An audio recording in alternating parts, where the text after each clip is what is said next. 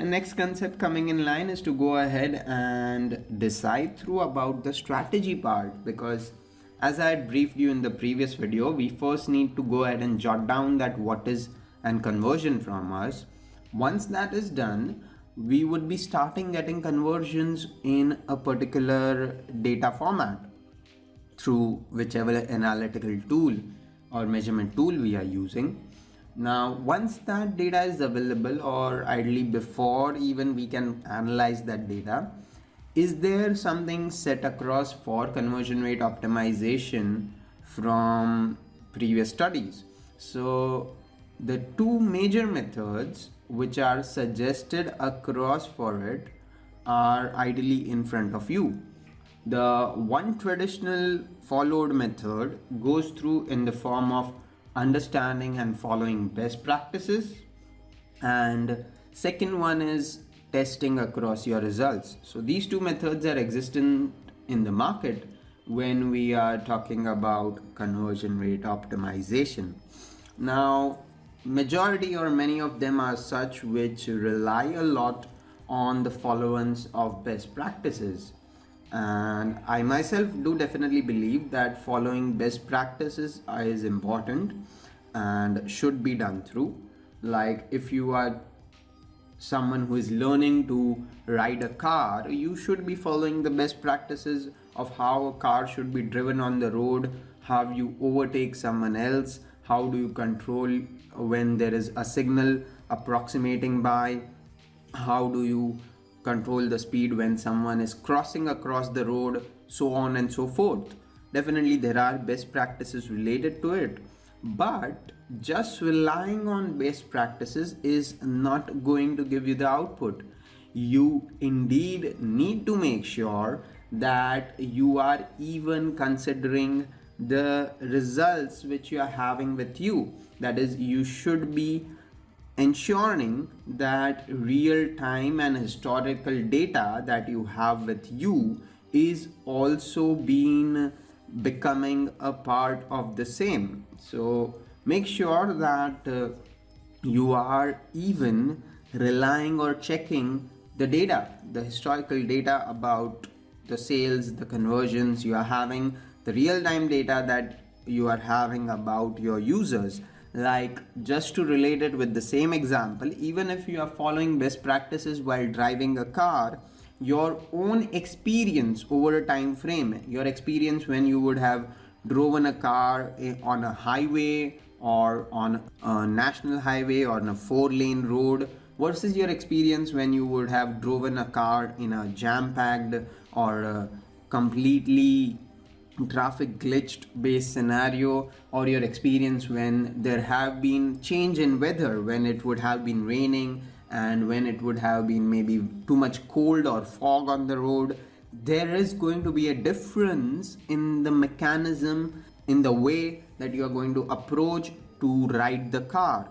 Now this difference of to lower down your speeds maybe during rainy season, or maybe not to drive across with fog there on the road, all this is going to be something which comes in the form of historical data and real-time experience. So the same thing when you are talking about a website, how your customers have purchased previously, how have they interacted with your online presence, how they have communicated through with your different set of pages or your contact form or anything else. These all mechanisms are going to define through as a part of your strategy for testing your results again and again. That is, one set is good practices, but indeed a very important second set is testing your own results. Just to give you an example of the same, there have been a scenario where I have seen through e-commerce sites having an improvement in their conversion rates just by including the trusted SSL certificate logo at the bottom of their website. Now these kind of basic examples are always going to be helpful when you need to improve conversion rate. Means people started trusting them a lot more when they did include a trusted, very signed trusted SSL logo. So just a change of a logo made them increase their conversion rates by over 10 to 20%. So this could happen because they tested two variety of results. One with the people going ahead and checking out pages of a website without that particular logo, and second with that particular logo. So this could happen because the company relied on testing and not just best practices which were followed since the long set of previous years. So that's the second important point which I want to stress out here. With that being said, we have just seen through a strategy of CRO, and I definitely hope we'll be seeing more examples regarding the same in our coming set of videos. Do just recollect and make a note of these 2 points about best practices and testing, so as you are on the path of doing correct conversion rate optimization. Past understanding our strategy part about CRO, let us go ahead and see through the next pointer in relation with it, which is about the basic components when we want to do conversion rate optimization. That is, when we want to get started with this mechanism, what are the key pointers we need to keep in mind? What is the level of understanding we should be having about it? And accordingly, how do we put through all of that together? So as you can see throughout here, when I want to understand that there is a change or there is an improvement required, I first need to make sure that I am knowing my target audience correctly or not. Knowing the target audience is in the form of knowing through what is the kind of demographics of that target audience, what is the kind of infographics of the target audience, and even what is the kind of psychographics of the target audience. Now, these three terms may definitely seem to you a bit more in terms of understanding level or perspective, as well as it may be something which you would be ideally familiar with but would have not heard it across in this scenario. So let me go ahead and give you a briefer about all of them one after the other, so as we can understand them a lot better. When I'm talking about first knowing through the demographics of the end user, I'm definitely talking through about knowing the basics about that end user in the form of his age, his location, his gender, and basic knowledge about the same. That is, what is the kind of mechanism about that end user, because basis this I can make certain great decisions. Like if I am having a lead generation website regarding, let's say, which is selling across insurance policies, then in this scenario, when I am knowing through about these details, I can know that majority of my clientele is in the age range of maybe 30 to 45, and majority of it is coming from a location like probably Bangalore in India. So this can be known through, and all of them are mostly, maybe probably 70% of them are male. So this kind of scenario can be known through if I am debugging the demographics. If I am not doing that, I would not be able to have info about this. Once I start measuring it, I'll be available with this info. Past this demographics comes the second level of infographics. Now, this is something which is more detailed rather than just the basic location, age, and those details. When I'm talking about infographics, I am talking about the scenario as to when last did this person visit my website, or when was the very first time that they made a purchase on my site, or have they even subscribed to my newsletter.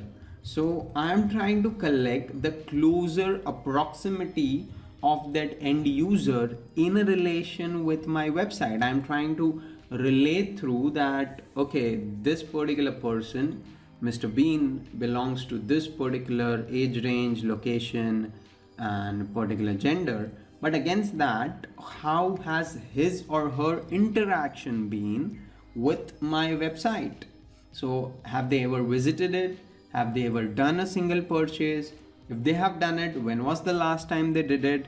If they are a user of my site, since when are they users of my website? If they are subscribers to my newsletter, which newsletter they have subscribed to? Are they opening those newsletters? So on and so forth. The reason why we are pushing through this data is because it will help us understand how close the customer is to our product or service. So this idea could be held through with the help of infographics. And once this idea is available with us, we'll be going on the third level, ideally a detailed level, and even not the best one to directly debunk, except you have given a thought to it, about knowing the user psychographics. Now you would be already, infographics is something which is quite detailed. Why are we going at the third level of psychographics?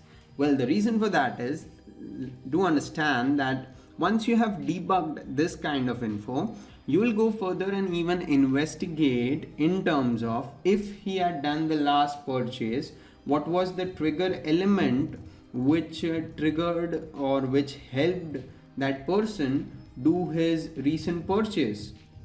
Like, did a particular festival offer help him to do that, or was it a suggestion from a friend, or was it some communication on social media, or was it indeed a very frequent and urgent requirement by that person itself?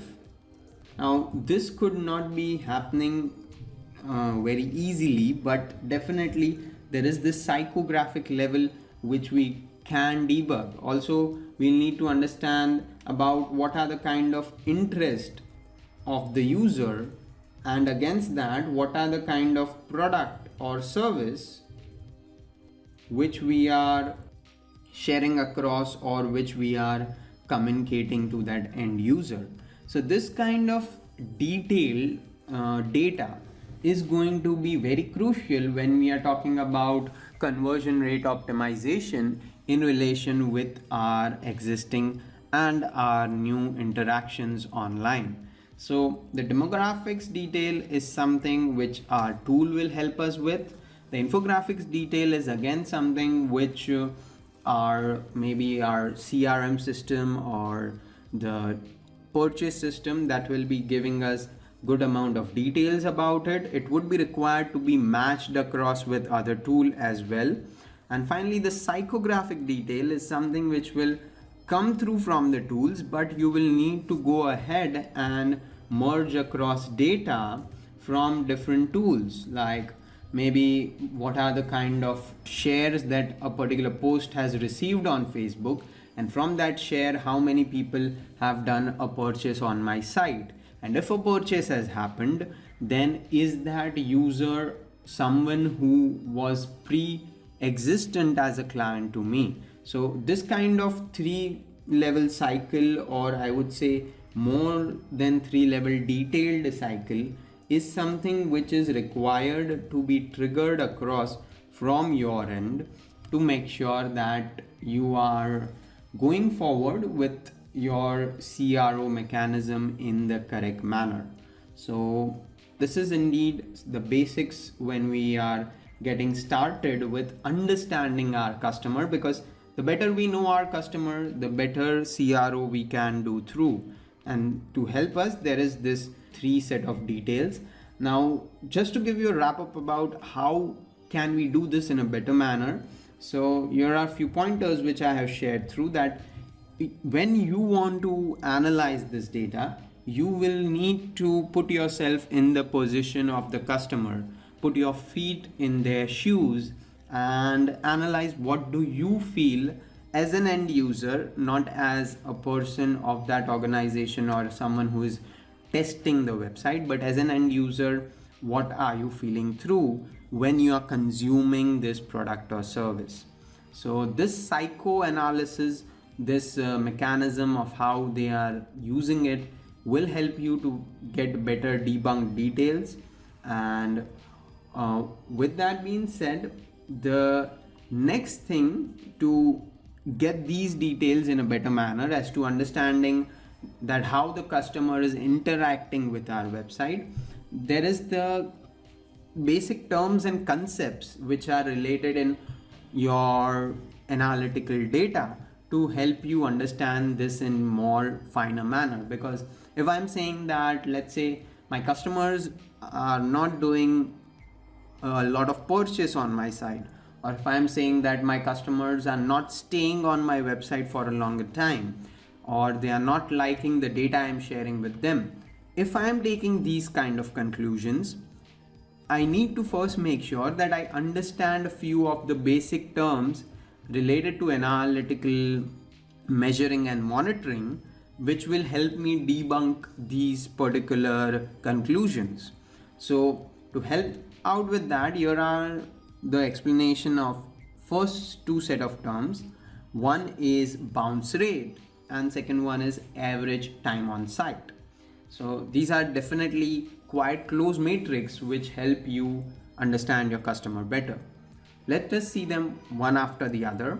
The first one is bounce rate, wherein bounce rate is ideally the percentage of those people who leave across your website after just viewing through a single page. Or just take a common scenario. I am just searching, let's say, for new set of sport shoes. I do a search on Google.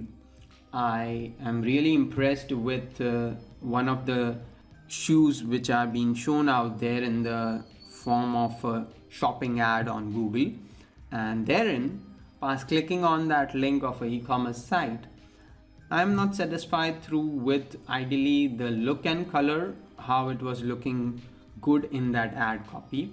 And secondly, even if the data is too much shabby on the website about not specifically mentioning the pricing, specifically the pricing with shipping rates, not mentioning about the warranty, not describing the product a lot, and due to that I leave that website on that very first page where I had seen that shoes.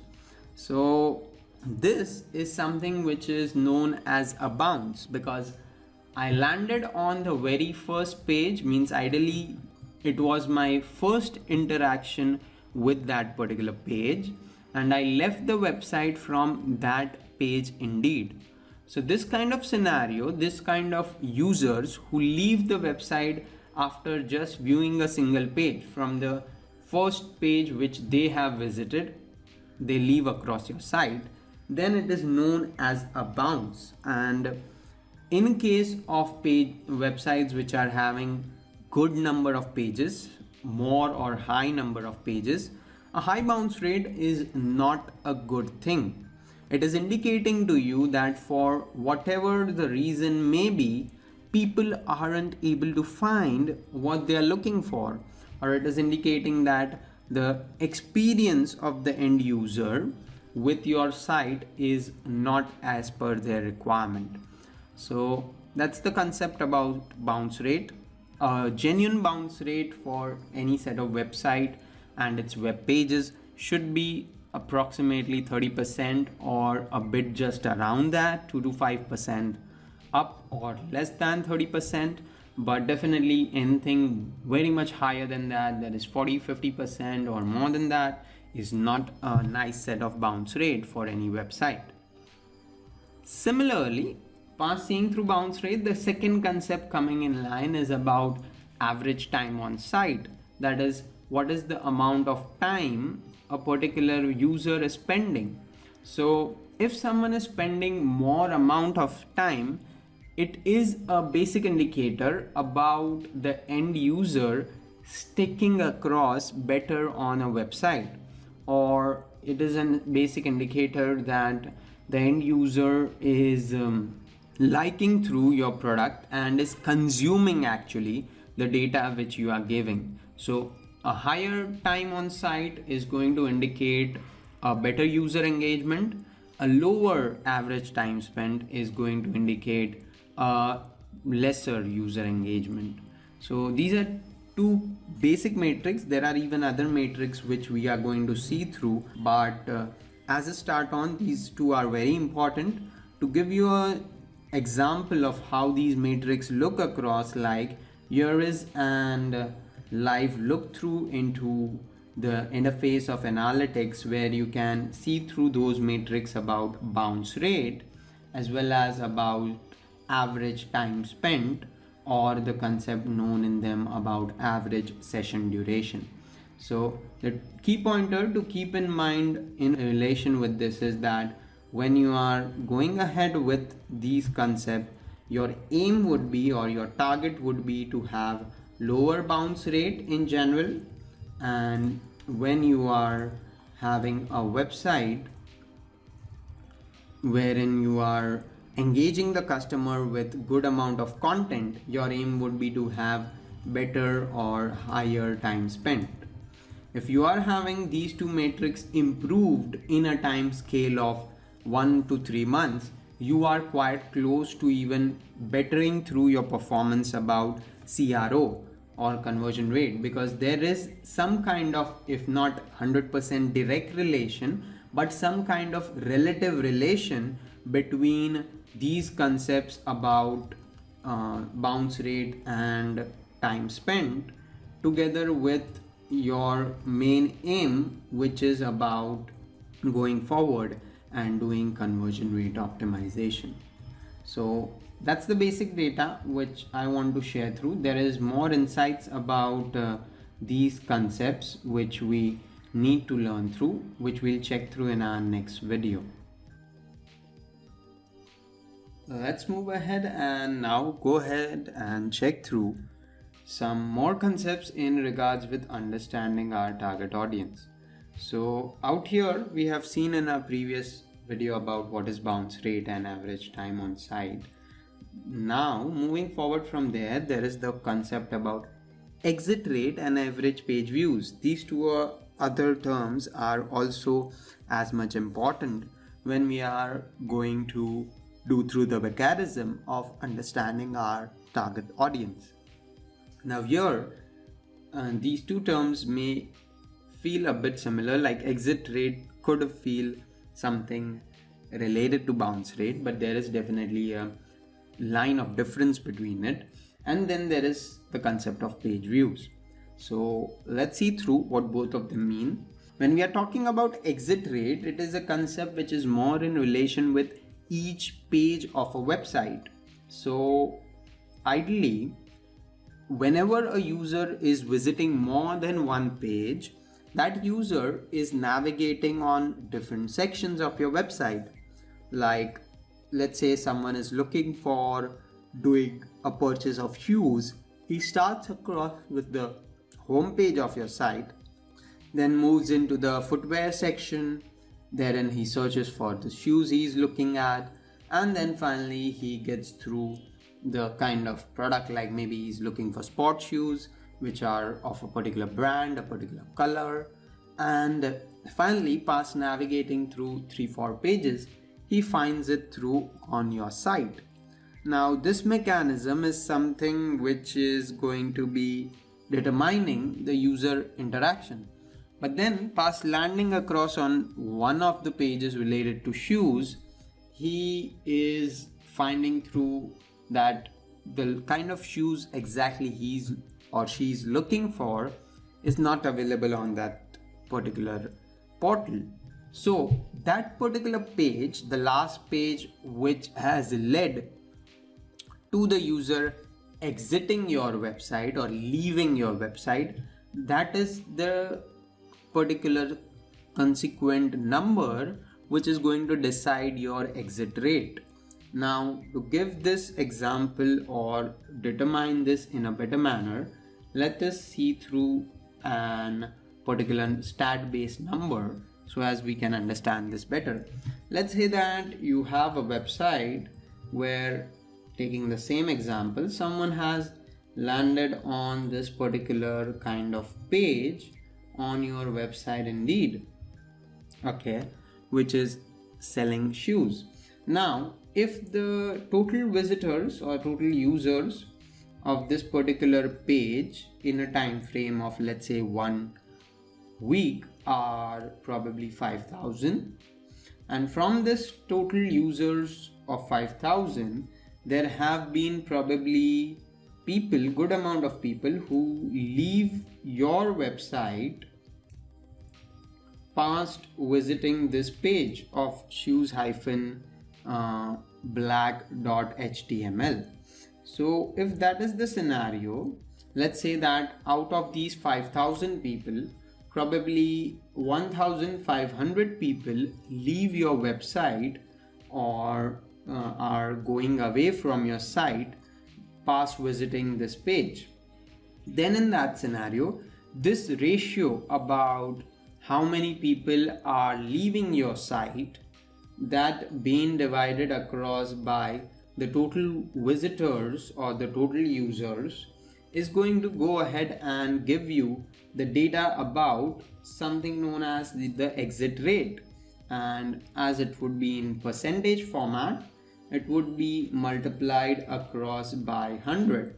So in this scenario, the exit rate is coming across to 30%. So this matrix is giving me an idea as to how my end users are not liking or maybe are leaving from a particular site. So if you see a high set of exit rate either on any of your contact form, or if you see a high exit rate when people are going ahead and doing their purchase, or when they are leaving your website and probably when they are not getting what they are finding. So when there are multiple steps or multiple pages which the user has navigated across from, or the user has interacted across from, let's say there are 5 different pages which are leading to a particular scenario of a product purchase. So if someone is completing his navigation from page 1 up to page 5, then we are able to know through that that person has successfully purchased a product and has landed on probably the order confirmation page. So this kind of scenario is always going to be existent in all websites. Here, through the data related to exit rate Indeed, you will be able to know, or you will be able to classify that which page is performing better and which one is not. Let's say that out of these 5, probably majority of the pages are having exit rate in the line of maybe 10 to 15%, but there is probably one of the pages out there which is having an exit rate in line of probably 28%. Then in that scenario, with the help of the exit rate data, you are able to classify as to how better the user is not interacting with your site in relation with one of your pages in his complete cycle. So that's why exit rate is an important matrix. Do not confuse it across with bounce rate, because bounce rate is related to people who are just visiting one single page, wherein exit rate is related to people who are visiting across all the set of pages, but it is defining the last page before the person left. So that last page is defined by exit rate, and it helps you debunk which page is not having the exact or required set of data or required set of even user interaction. And past that, the next concept together with it is about average page views. Page views is an engagement matrix which is going to tell you that how much is the time that the user is staying on the website before they have gone forward and left through, or ideally it is going to tell you about the engagement that a user is staying for this much amount of time, and in that time it is also, when we are talking about page views in relation with time spent, the major data that it is communicating is about what all number of pages has the visitor visited in his particular time frame when he or she has stayed on your page. So let's say that from your total visitors are in line of, probably the same example, our total users are probably 5,000. Some visitors may be viewing across in that time frame. Maybe one visitor is viewing 5 pages, someone is viewing 7 pages, someone is viewing 10 pages, or someone is viewing even 19 pages, depending on what is the kind of interaction. So when we are talking about this matrix of average page views, we are just averaging through that against our total users, and against that there would be a count of total pages which are viewed. So these two matrix, when they are divided across by each other, you are going to get through the know-how about what is the average page views. So the main concern when we are trying to know through this matrix of page views is again to know about the user engagement, that if the data is consumed is ideally in line with what the user is looking for or it is not. So these are few of the basic components of CRO when we want to understand the target audience. We'll be seeing more insights about how best we can do this, but in our coming set of video. The next thing now coming in line is to go ahead and understand that once we are having some set of data, or once we want to follow a particular approach as to helping through increase and better through our conversion rates, what is the process that we need to follow through. So to get that stuff done, there are two popular methods or two set of methods which are being set through to be followed across in that case. So when you are thinking of doing through and optimization activity, when you are thinking of implementing through an optimization plan, you are having two popular set of stuff which you can do through. So I can say there are two schools or two schools of thought which have come together or which have derived their own set of strategy. Like in science, for achieving any experiment there could be two methodologies, or in maths and algebra or arithmetic there could be two set of formulas and concepts by which we could be getting a output or result. Similarly out here, when we are doing customer engagement betterment, as well as when we are working across on conversion rate optimization, out there the first method followed is about applying the popular techniques. So in one way we can say that is working across on the best practices and already applying few techniques and applying across those tips and tricks which are available. So if you are looking forward at doing that, in that scenario, when you are working across on applying those popular techniques or tactics, there are few points which are readily available to you. That is, you are already having few previous fixes and solutions because you have done through conversion rate optimization for some other scenario. So in that scenario, whatever challenges you may have faced, like right from probably changing the button color, or maybe changing the background color of your web page, or maybe changing the way in which your web form looks across for capturing the lead, whatever the different set of output you would have tested out there, you are having some set of result available from there. So that is the first and foremost method which is a benefit in this case. Apart from it, you are having some tips and tricks from others as well.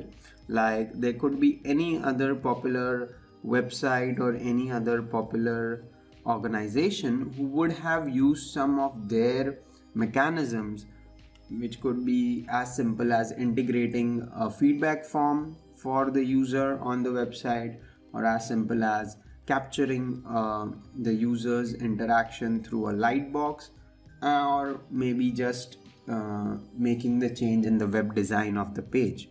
So those all elements would be readily available. You would be having probably point A, point B, point C, point D readily available in that case when you are having or using the method of using previous popular techniques.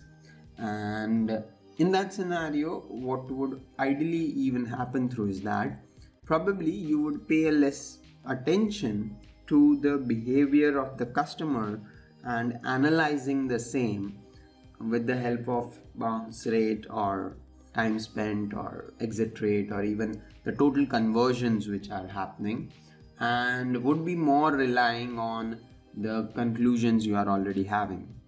So that's the first technique. Ideally, I will also explain through the second technique and then share with you some points as to which one is more reliable and why we should be opting for one of them. So the next one then coming in line is to go ahead and create your own optimization plan. So because in the first technique you have already seen through or had through pointers which were provided to you either by some other people or someone who has done it in a particular scenario, or even you yourself have some conclusions from your previous experiments and assignments of conversion rate optimization. And against that, in the second one, where you go ahead and yourself create an optimization plan, in that scenario there is good amount of emphasis provided across on trying and fixing through the numbers, that is understanding through the new set of data which you have available. Like if there is a sudden drop or if there is a good amount of drop in your conversions due to experiment of a new kind of payment page of your website. So you will be focusing through on what would be the core reason for it instead of focusing on what are the popular techniques when conversion rate moves down. Similarly, when you are using this method, you will be also focusing on forming a kind of hypothesis or forming kind of multiple set of testing environments so as you can better through the results you have got through. And basis those testing results, you would be going ahead with a plan that how you will be making this more precise. And this phenomena where you are constructing it from scratch, when you are creating a complete optimization plan, you will not be just relying at one-time implementation, but it would be a cyclic figure where you will be going ahead and doing that activity again and again. So in that scenario, definitely I believe this is much better and beneficial in comparison with the first scenario where we are relying on some ready set of data. Now, to understand this through with a better example, let's take through probably an offline scenario. Consider that you are an owner of a restaurant and you have just introduced few new set of dishes and few new set of food varieties for your end customer, and you suddenly find through that the number of customers who are coming to your restaurant have dropped through, and specifically people who have ordered these new food recipes, they have not come back and they are visiting your restaurant quite lesser often itself. So if this kind of scenario happens, if you are working on this second kind of methodology where you are creating an optimization plan, you would be thinking of all possible reasons that why our customers coming to have food at our restaurant have dropped?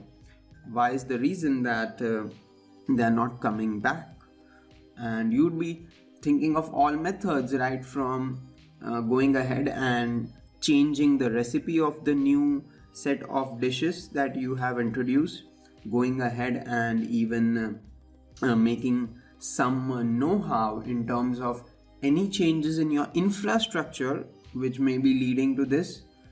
Tertiary, you will be going forward and even understanding as to the user by taking some feedback from them or connecting back with them if you have collected through some form of their details, and knowing through about the specific reasons by probably asking through a feedback when you are supplying a bill to them, or just communicating across with them, as well as checking through your service, the staff, that is how the staff is coordinating with the customers, and then coming across to a conclusion. So in this kind of method, you are creating an optimization plan rather than going across with the first methodology.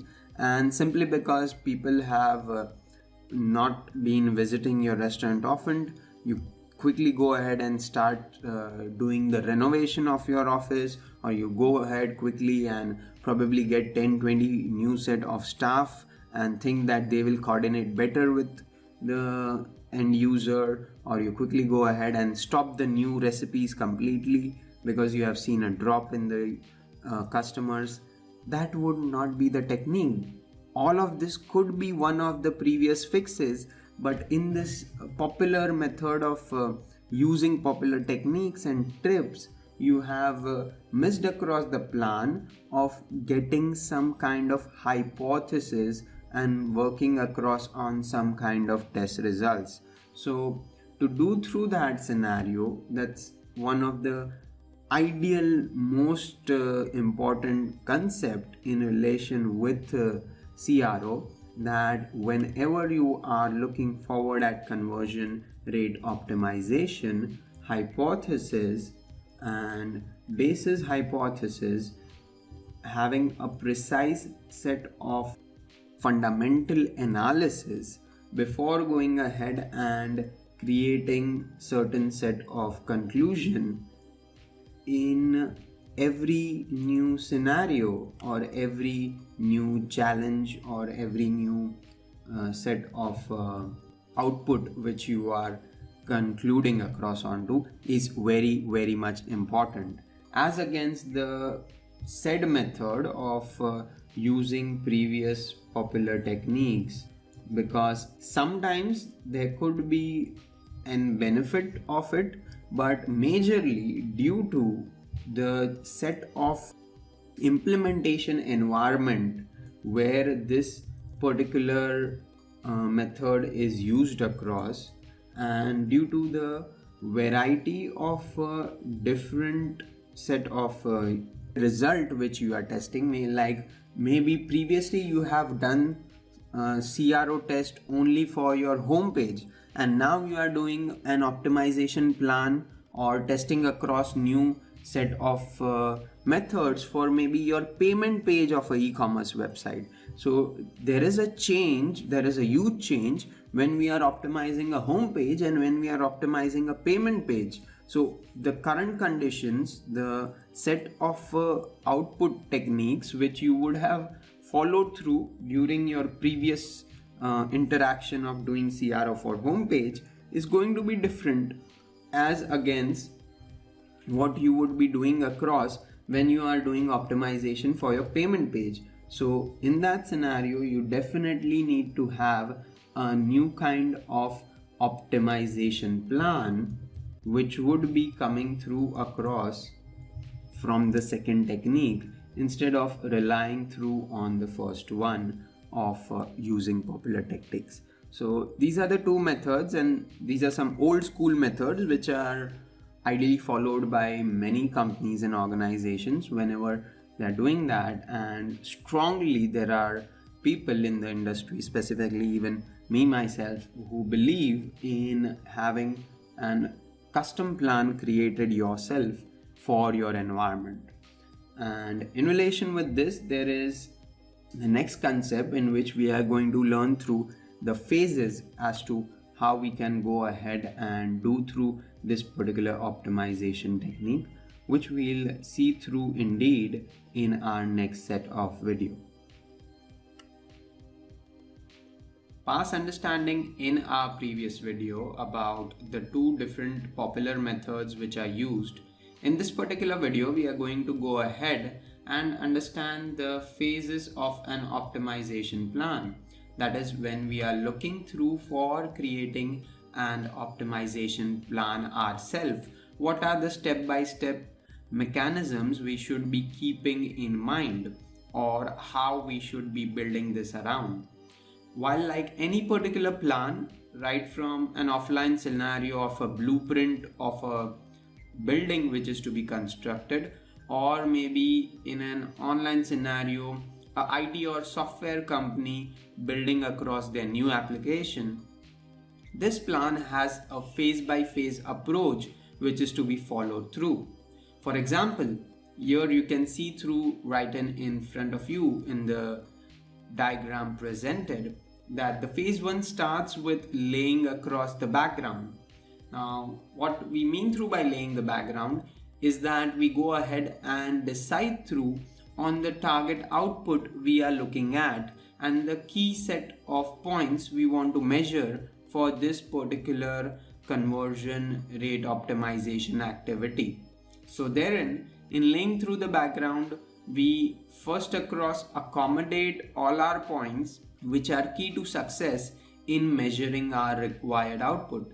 It could be right from knowing through that how many clicks are coming through on the new variety of button on our website page, how many people are navigating from page 1 to page 2, or how many people are actually doing a purchase. So which all number of basic and most important set of conversions are to be captured, we go ahead and count them through in the first phase itself. Past doing that, in the next one we would be going forward and establishing a baseline. What I mean by establishing a baseline is that going through and making sure that you are having some minimum set of thought process involved in which you are having few set of numbers basis which you would be going forward and working through. What I mean by that is you decide through on some benchmark figure before you do through your test. Now, to give you a basic example of it, when you are starting through with, let's say, your creation process of a new page, or when you want to monitor across your new payment page, for example. Now, at a start, if this is one of the important goal or conversion which you are looking forward and monitoring, you decide through on a baseline by sharing across or by thinking across some precise number in the particular scenario as to what you are expecting. Like you would say that my customer rate optimization and my conversion rate optimization has worked across properly if I have probably received conversions in a conversion rate in the line of probably 5% or more. So here I am deciding through that what is my expected output. Here I am putting through a benchmark or a baseline ideally that if my conversion rate is more than 5%, then I am in the right direction of getting the right conversions from a new test hypothesis. And against that, if my conversion rate are less than that particular value, then I will go ahead and decide or define that I am not having a good baseline and a required conversion rate. So this kind of first set analysis is done through in the second phase, where you are looking across as establishing a baseline itself. And once you have done that, you go ahead and form some testable hypothesis. What we mean by forming some testable hypothesis is that you decide on the 2 to 3 set of varieties which you would be putting forward, or which you are interested at putting forward, for making sure that your conversion plan is working in a proper structured manner. So in that particular scenario, you are ideally quite focused on just structuring down, or just deciding, instead of first implementing, ideally first deciding and getting yourself ready with whatever set of testing you would be doing. So to get this through with a simple example, let's say that we consider the same example when you want to monitor a new payment page. So ideally you are looking at creating a new payment page. So in that scenario, when you are looking forward to do this scenario, a hypothesis formation would happen in the form of going ahead and doing through at least 3 to 4 varieties of different payment pages. And in that 3 to 4 set of varieties, you would be focused through on defining what would be the element of change in each of those set of pages itself. Like for one of the pages could be having a set of a new payment button. One of the page could be having probably a nice set of security image. Another one of the page may be having a change in the form background color, as well as having a change in the set of fields, form fields and form text look and feel.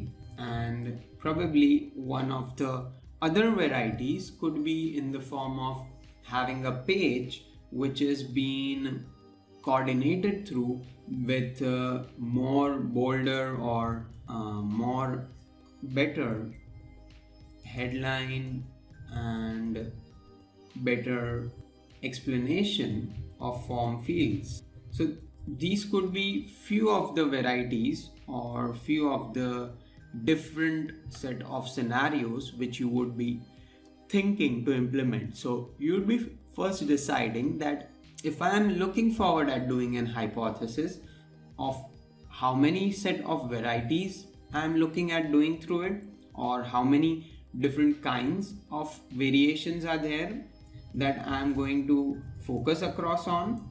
And secondly, I would be then deciding each variation, deciding what is going to be the mechanism which would be there in each one of them.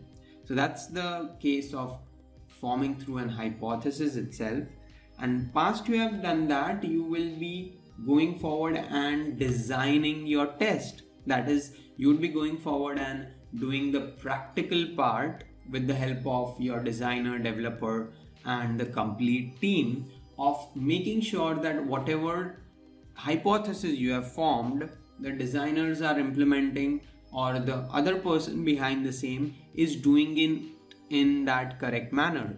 So just to take a real life example, the way the architecture would have built a blueprint of a construction building, the same mechanism should be used by the construction people to make sure that the building which they have constructed is having exactly that replica of the blueprint created across by the architecture.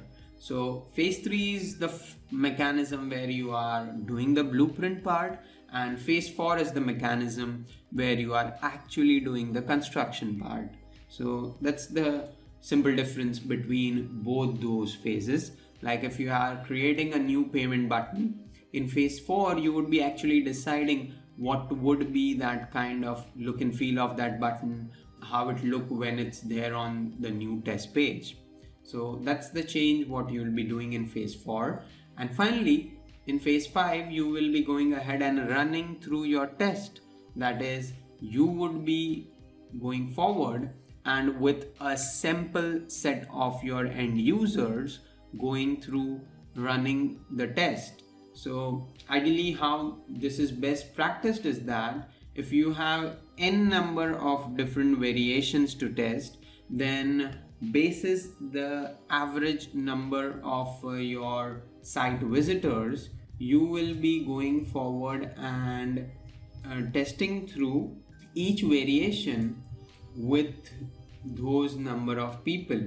So to give this as a better example, let's say that you are having 4 different varieties of pages and you are having in all probably 10,000 visitors, weekly visitors to be more precise, so as we can understand this in a better manner. Then when you are looking forward at testing this particular mechanism, you'll be making sure that each variety is being seen through by at least 2000 to 2500 different set of visitors, and basis that you are running the test, means at least 2000 people seeing the new payment page with a new button, 2000 of them seeing it with a new kind of security image, 2000 of them seeing it with the variety of change in the background color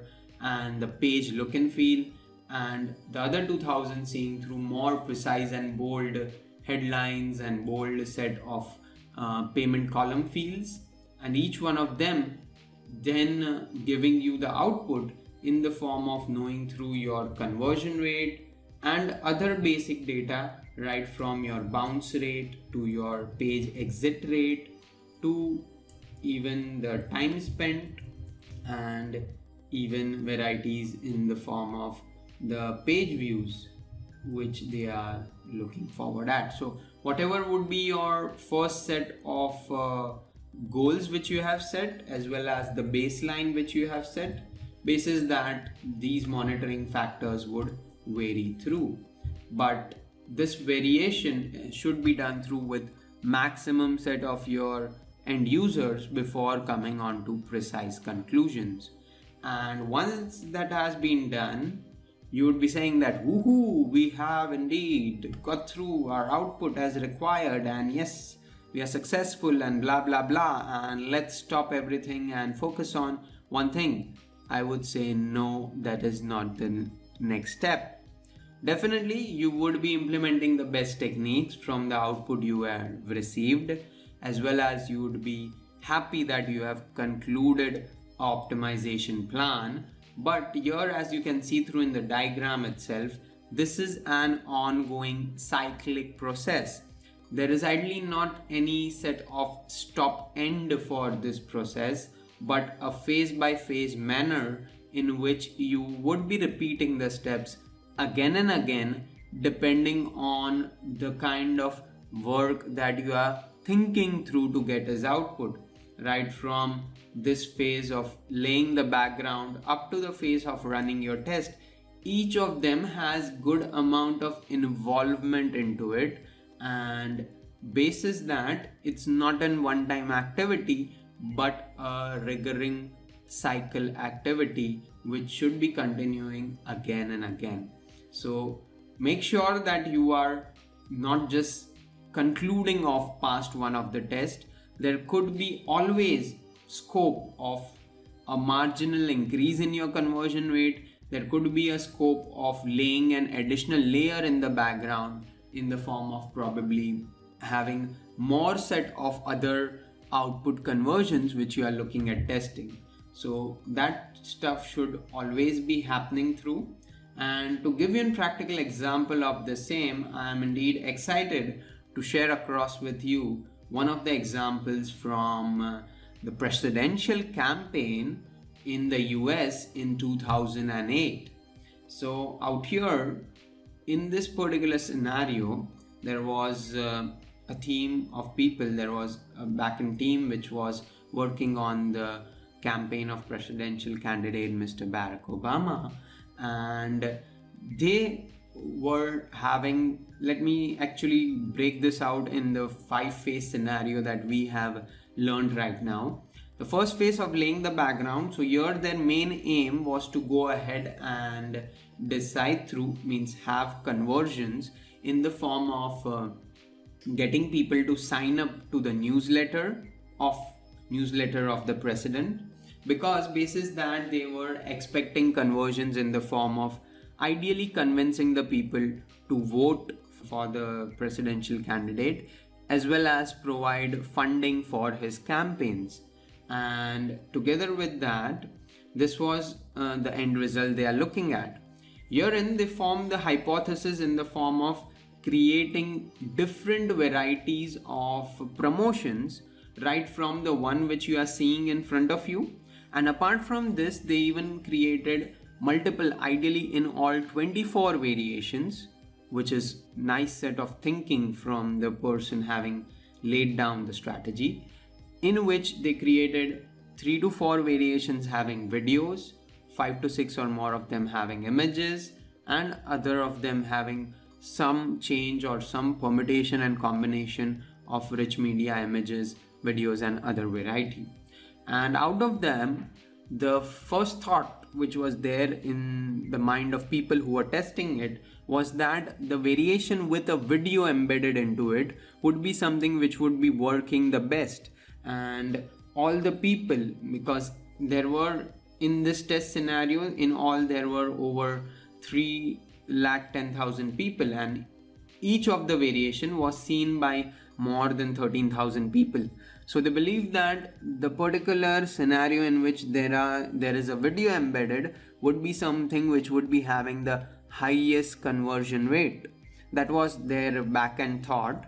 But then they created the designs in the 4th phase of designing, and finally they run through the test in the 5th phase with these many people, and they realized across that this particular image in which there is the president saying through that they could be providing a change, and finally the learn more button which is there in the same, this had indeed provided the highest conversion rate of almost 11.6%, as against an average of other test scenarios where the rate was going around at just 8 to 8.5%. So that was indeed a very huge change, and past testing it and implementing this across on a larger scale, the output and the results were really amazing. In all, there were more than 28,80,000 set of more sign-ups, and even there were already 2,88,000 more volunteers. And in all, due to this kind of higher conversion from a page, it led across to near around more than 60 million more amount in donations. So that's a great output which has been received only because creating an optimization plan which is having a cyclic phase by phase method. So that's the core set of explanation which you should be remembering through regarding this. We'll be seeing more details about this and another set of scenario, but in our coming set of video. Let us go forward now and check through the next important pointer in regards with this particular mechanism, which is about prioritizing across the test opportunities. Because in our previous video, we have understood it in detail that setting up a hypothesis and some testable environment, as well as designing our test, is a very important phenomena. And finally, there is the important phenomena of running the tests indeed. So to work across on this, we need to always make sure that we are having, or we need to ensure through of knowing that what is the mechanism for testing user data. That is, since the phase that we want to form a test up to the prior front phase where we want to go ahead and utilize the results of the test, testing across data is very much important. So when we are looking forward at doing that, what are few of the popular methods to do it and how we should be going ahead with the same? Thus, to help us out in this scenario, we will need to understand first of all out here the concept about A/B testing, one of the famous mechanisms in which we test across different set of websites by keeping through or checking through the output data for 2 to 3 different or maybe 4 different variations. If you remember, in the previous video, we had shown you through the example about how the presidential candidate form for Mr. Barack Obama was done through with so many different variations of image, video, etc.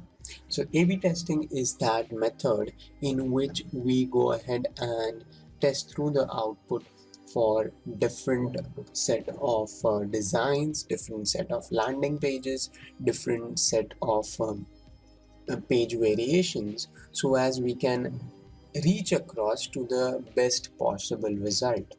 And in this scenario, we are very much interested at knowing the user data with respect to our engagement matrix and with respect to our conversion rate information that we are trying to optimize across. And when we are doing through this, we need to follow through or make sure that we are checking through these 3 points which are mentioned across in this frame. One of it is to concentrate on the pain areas, that is specifically the engagement data like bounce rate, lesser time spent, and even higher exit rate, etc. It is also important to make sure that all possible variations or maximum possible variations are created through in that particular testing scenario. And finally, it is also very much important to make sure that we do perform the test for a specific time frame. It should not be any random output of just few hours or few days, but there should be a precise set of known mechanism until which we have not done the particular testing environment setup. We do not go forward and take through our conclusions. These steps are indeed very much important. How we go forward with testing and what is the kind of optimization we receive from it, let me show you that through with this particular example. Let's say that you are going ahead and creating a particular new set of landing page for your website, and to do that you create, let's say, 2 entities. One is landing page A and another one is probably landing page B. And then in this particular scenario, you go ahead and make sure to do through your hypothesis in this particular format, that you go ahead and implement these 2 pages live on your website, indeed under a testing environment, and check through your precise data. One set would be definitely your conversion rate data, and another set would be within that to even check your user engagement data. So you go forward and check through both these entities about your different set of landing pages, and then within the same you go forward with seeing through the test result for at least a time frame of 1 week. So once you implement both these pages live, you will be required to at least do the check for 1 week. And let's say in that time frame of 1 week, let's take through a very basic example. You find out that the conversion rate for landing page B is near around 0.7%, and the conversion rate for landing page A is just 0.4%. And to shoot through together in that The user engagement data about bounce rate, etc., is also uh, lower in terms of, means the user engagement is higher and the bounce rate, etc., is lower in case of landing page B compared to the user engagement being medium and the bounce rate, etc., data being uh, ideally a bit higher on for landing page B.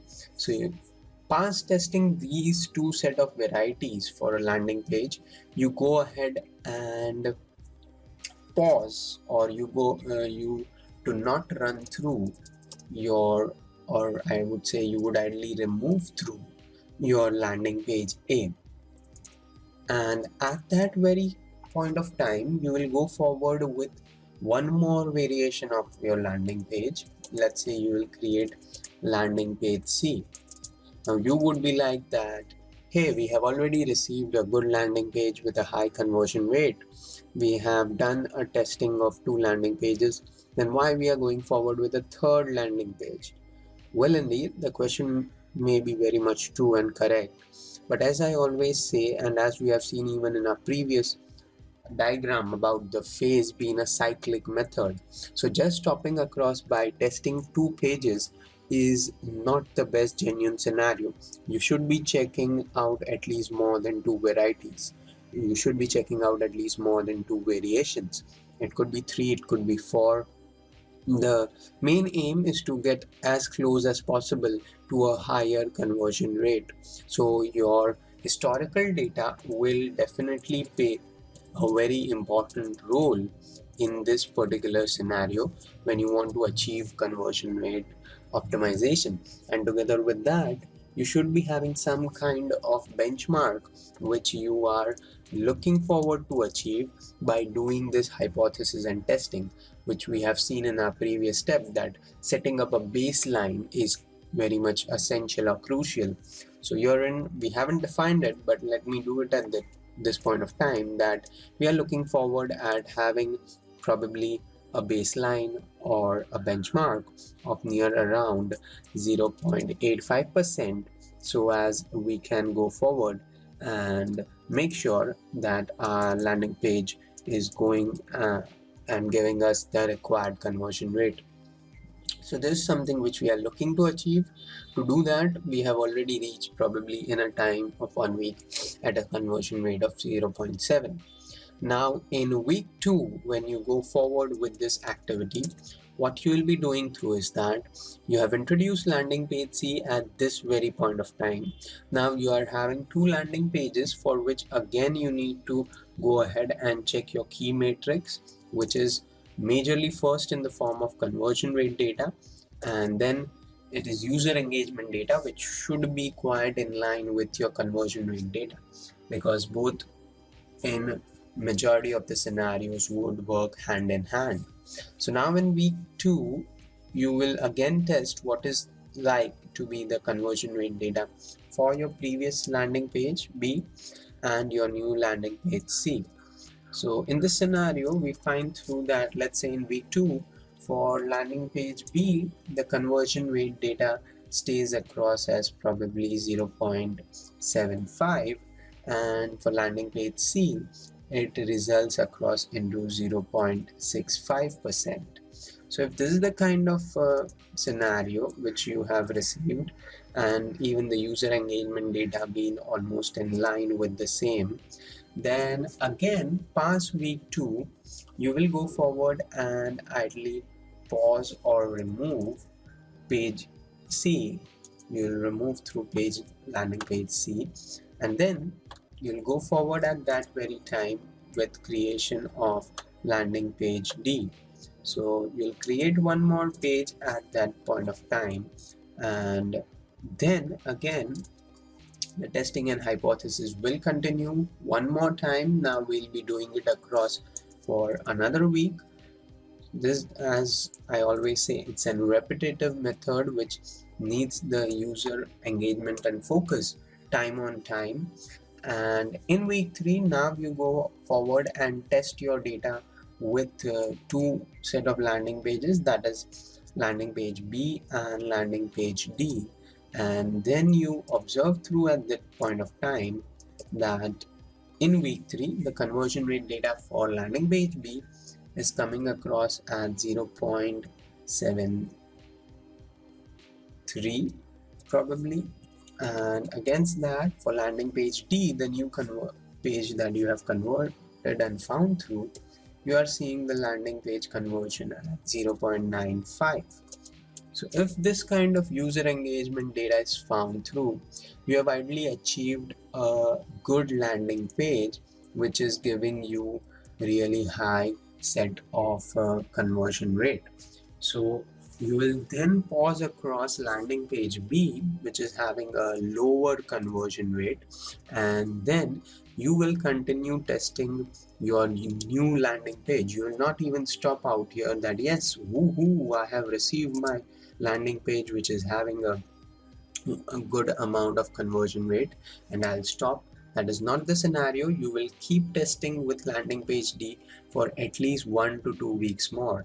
Let's say you go ahead and test the same page for week 4 and week 5, and in that scenario you find that for week 4 it has performed at a conversion rate of 1%, and similarly at week 5 it has got a conversion rate of 0.98%. So if this kind of continuous data is being seen, then you can conclude that yes, you have found a good landing page which is optimized to give you across something good or something even better than your benchmark or baseline results. So from this kind of hypothesis based testing, we have reached through to a scenario of having conversion rates of more than 0.85% and optimizing it with the help of variety of landing pages. So that is indeed the first point, the main crux point when we are saying about the method of A/B testing. This kind of testing where we input through multiple varieties is known as A/B testing in digital marketing scenario, and herein we are following this same time frame which we have mentioned out here. So that's the method of how this particular mechanism of A/B testing is indeed done through. Let us go forward and look at the second method which we are going to use through for getting more relevant information from our end users, which will indeed make us ensure that we are having a higher conversion rate and help through in our process of optimization. But before we do that, as we had seen in our previous training session with this data, that we are considering having engagement data in the form of bounce rate, time spent, etc. So when we are looking forward at those data, we should be also doing a cross match of that data with our next set of new learning, which is indeed about using through or knowing through the engagement by getting feedback from the user, because feedback is one of the most important entities and factors with real-time interaction with your end users, which can help you ensure that you can get the best set of your output for your product or service.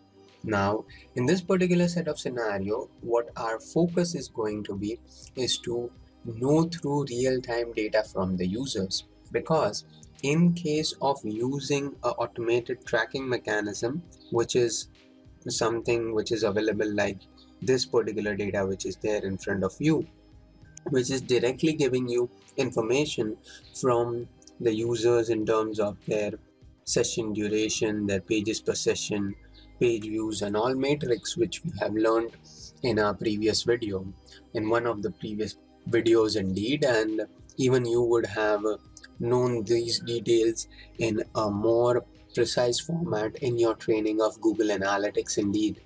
So I'm not rushing you through back all those points which you would have covered in your Google Analytics training separately, but my main aim is that while these metrics are useful for helping you to take certain conclusions and decisions basis the value that they are providing, But to make sure that when you are creating a testing phase and when you are using a 360-degree approach, you make sure that you are not just relying on one method, but in the method of your testing, all other aspects are covered. And thus, to help throughout in that scenario, we have this method of going ahead and using or getting feedback from the end user. So to do through that, we have few of the possible varieties which you can see in front of you. That the best thing would be to ask across your user on some regular touch point and phase of time for their feedback in the form of, the best thing could be surveys, either through email, through online, or on site on your website, and secondly, even through focus groups, or even through having a feedback button on your website, or working across by engaging your user on asking some time frame from them, maybe on your help page, support page, anywhere across on your site. And if that is one option which is not working, or something which is getting only very few responses, definitely using email surveys by directly sending across surveys is a great second method, because it has been known that this kind of feedback and data coming back from users is taking the product to really new heights. To just give you an example of what tools can be used and what kind of results are achieved from it, here is one of the nice tool which you can use across for getting your target market and getting the kind of results in the form of feedback. And here you can see through that it has a nice site which helps you to take through surveys, known through as SurveyMonkey. And therein there is so many varieties which they are having in the product itself. So if you see through their various set of plans, you will be finding through that you can get various kind of responses, you can get various kind of data added through it, and you have various mechanisms to answer. The user has a lot of interactivity to answer the questions, and these kind of mechanisms, they are indeed helping, which you can see through across in the kind of examples and in the kind of results that they have received through from the end user. So let me go forward and share across with you that this is indeed one of the most important method which has helped various businesses to go ahead and get customer representation happening in a real time. So that's one of the method. And similarly, there is other side, like there is a site known as Web Engage, and here if you observe the website, this is again a great tool again for getting user responses. And their very basic method is, whenever a user lands on a page on a website, they have this feedback form which is there just lying by on the side of the page, and once anyone clicks across on the same, it will be going forward and loading through the information in the form of whatever you are likely to tell the end user, like what kind of feedback are you requiring to give through, what is your details about it, and also why are you satisfied or unsatisfied, and a brief message about it. So this is a second very important method which can tell you a lot about your site, right from maybe someone found your site loading at a very low pace, or someone found that they could not do a payment on your checkout page, or someone finding that the different kind of set of data on your site is not engaging. Anything can be reported through this. So that's one more really nice tool, and it has, this is one of their features. There are various other features that this tool has as well. So My main point is, while I have just shown you across a couple of them, and there is even a lot more others which you can check through, which even I have listed out here, and you could search across yourself as well. But coming back to the frontier threshold, the main important step is that we are looking forward at not relying on just ready data which is calculated across by codes, but also relying through on words and sentences spoken by human or provided us to by people who are real-time visitors. So step one is definitely A/B testing, is definitely what we have seen previously. Step two is user engagement through real-time interaction in the form of these various methods.